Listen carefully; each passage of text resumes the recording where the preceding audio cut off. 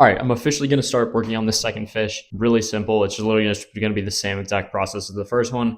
Get the outline down, and then we're going to go straight onto the shading.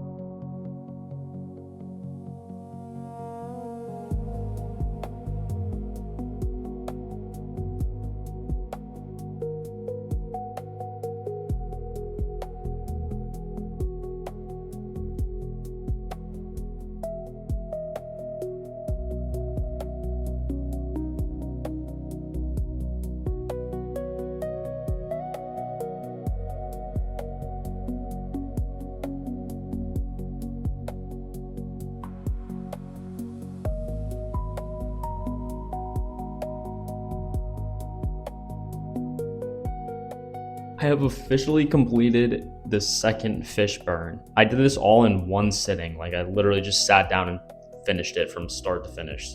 I've been looking at this for quite a while though, so I'm gonna let this sit and I'm probably not gonna look at it until tomorrow, just see if there's anything else I wanna change. And then after that, the last thing that we're gonna do is we are going to seal the wood with both an oil and an aerosol spray, just so we protect it from whatever may happen.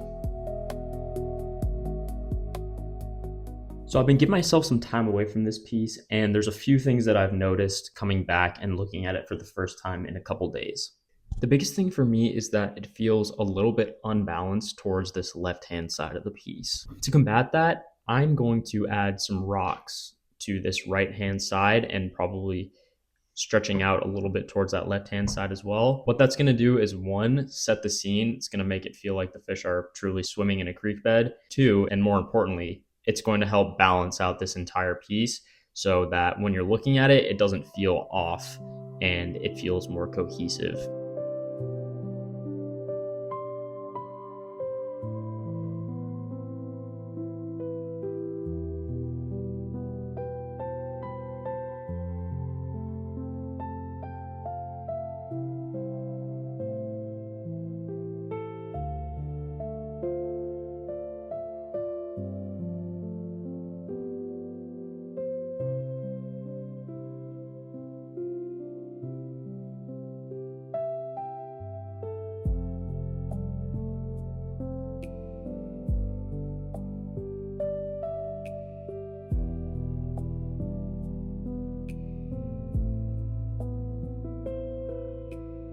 All right, guys, I have officially completed the burn on this first wood disc. I think the rocks turned out great. I was really trying not to overdo it with the detail on them. I wanted the main focus to be the fish. The rocks were just more of a supporting element. Now the last couple things to do are just to add some oil to this to really make the colors pop. And then once I do that, I can seal the wood to make this thing indestructible.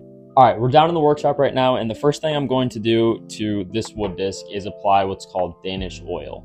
Danish oil is a wood sealer, and this is going to do two things for this piece. One, it's just going to provide an initial layer of protection outside of the aerosol spray seal that we're going to put on after this coat. But also what I'm hoping this is going to do is really bring out the grain and natural beauty of this piece of wood so that it just provides that extra layer of visual interest. Applying this oil is quite easy. The first thing I'm going to do is just prep the surface. I am going to wipe it down with a damp cloth just to get all the particulates off.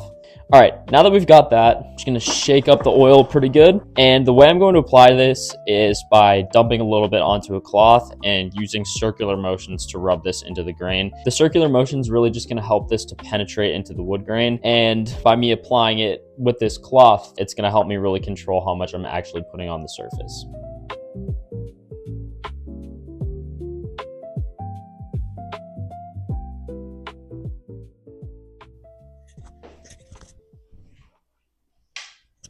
Well, Unfortunately, I think the Danish oil might have ruined the piece. This was my first time using Danish oil on a wood burning piece before. I've used it on other wood projects, and obviously it does a really great job of bringing out the grain structure. And I thought that would look fantastic with this wood burned piece. I don't think it does.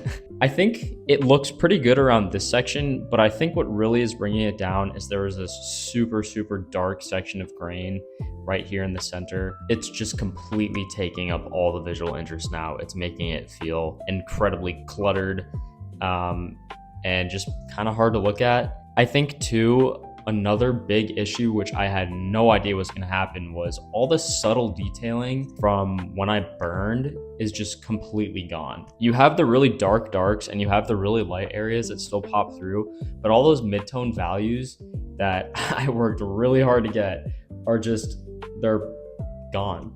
I have a couple ideas of things that I can potentially do to save it. I'm gonna try to do my best to save this and salvage it and make it something that looks really great. So if you guys want to see if I can salvage this piece, come back for part 3 and I'm gonna see what I can do. Thanks for watching.